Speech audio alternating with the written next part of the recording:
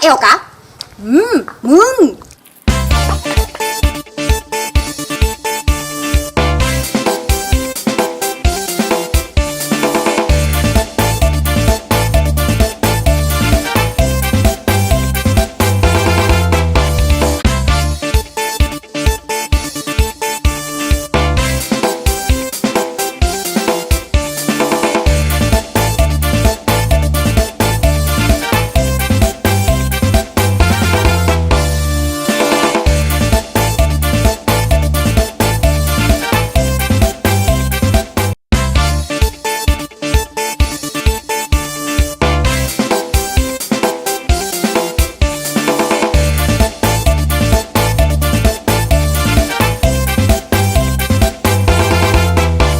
ฮัลโหลตัวมีไหนว่าใดมีอย่างถึงโทรมาบ่มียังโทรมาบ่ได้กะหาเฮ้ยเนาะบ่มีเวลาหมกอีเนอร์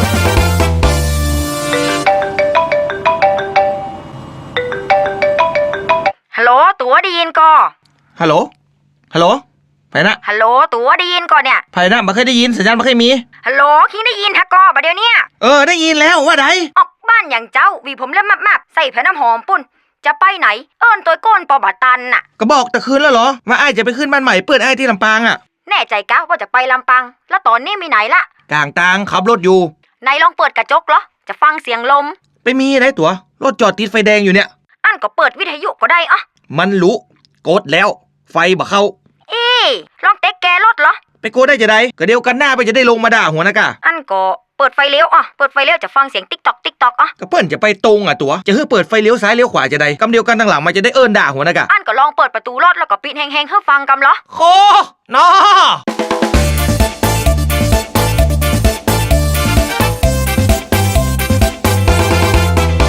ฮัลโหลตัวมีไหนว่าใดมีอย่างถึงโทรมาบ่มียังโทรมาบ่ได้กะหาเฮ้ยเนาะบ่มีเวลาหมกอีเนอร์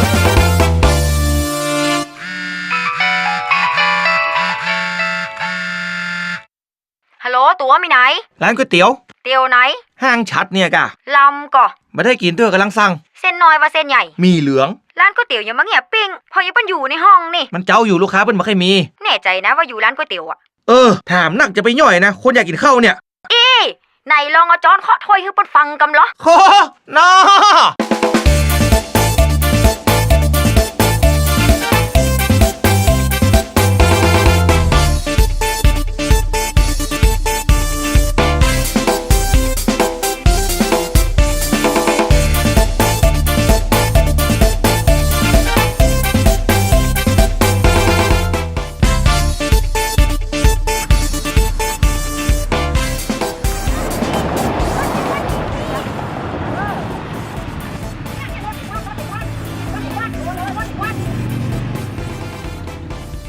ฮัลโหลตัวมีไหนว่าใดมีอย่างถึงโทรมาบ่มียังโทรมาบ่ได้กะหาเฮ้ยเนาะบ่มีเวลาหมกอีเนอร์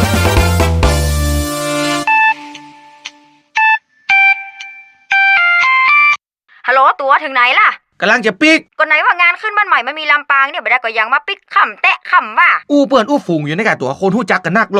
แล้วมีไหนล่ะขับรถอยู่นะกำลังออกงานมาเนี่ยกำลังจะปีกนะกะกะแล้วถึงไหนล่ะก็ลงด้วยขุนตาลมาเนี่ยกะขุนตาลป้อคิงกะหาเยินอยู่ใต้รถคิงเนี่ยหน้าร้านเราคิงหักเลือดอยู่เนี่ยออกมาเดี๋ยวนี้ออกมา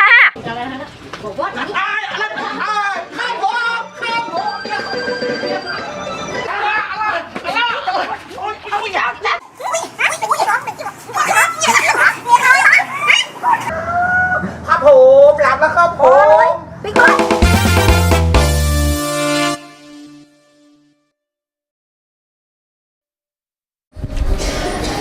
สวัสดีครับผมทวัดเมืองเถินครับน้องเวดาสกาวเดือนค่ะขอบคุณทุกท่านนะครับที่ติดตามชม MV เพลงวอกเมียนะครับท่านสามารถกดติดตามเพื่อรับชม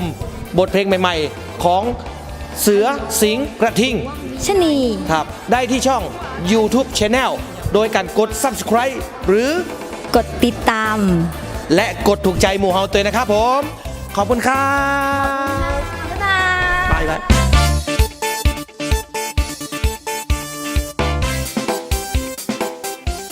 รถจะออกแล้วยืนขึ้นรถจะออกแล้วกำผ้าตัวเองยืนขึ้น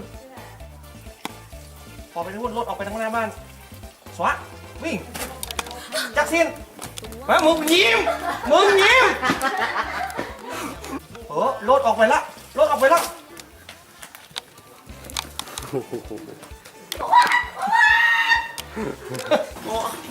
ต้นปลาครับต้นปลาหนา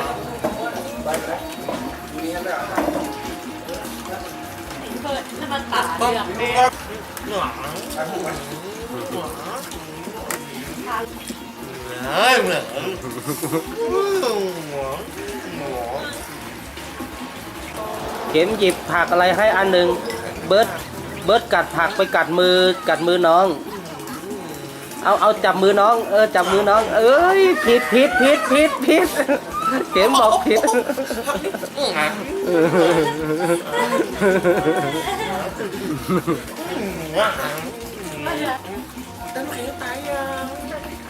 เข็มเอามือจับมือล้วงไปเลยล้วงน้ำแข็งเลยโอ้ยปากมากขนาดเลยน้ำแข็งหมอเลยเข็มเอาเมียมาครับผมดึงแขนครับผม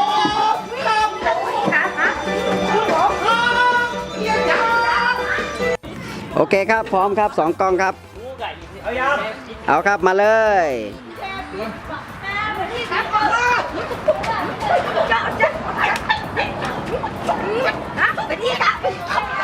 โอ้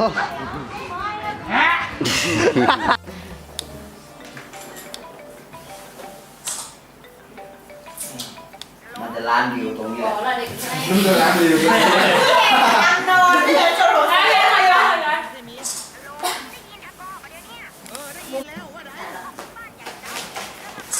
ร้านไม่เคยถ่ายภาพฟิวนี้เลยนะทีเขามีกำลังจะไปถ่ายเราก็ไม่เคยไปมันเป็นที่นี่เองนี่ก็เคยมาไม่ได้โอเคครับไปที่ไหนล่ะเดี๋ยวกันเดี๋ยวจะไปหาไปแบ่งหน้าเป็นงาน ไปหาที่หอ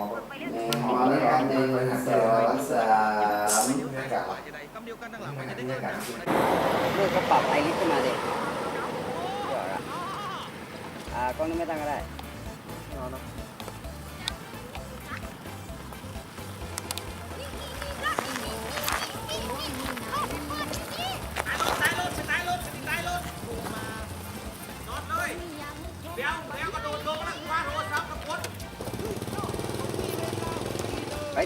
ใครที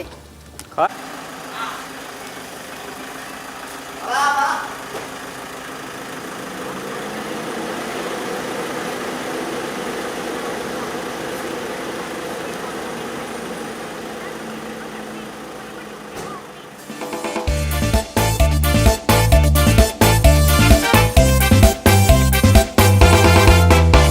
ฮัลโหล